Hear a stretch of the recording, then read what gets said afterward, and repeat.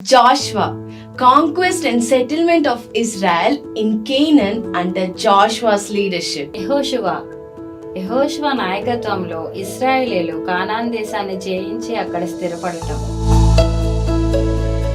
Judges, the deterioration, deliverance and depravity of Israel, the deterioration and failure of Israelites to complete the conquest of Canaan.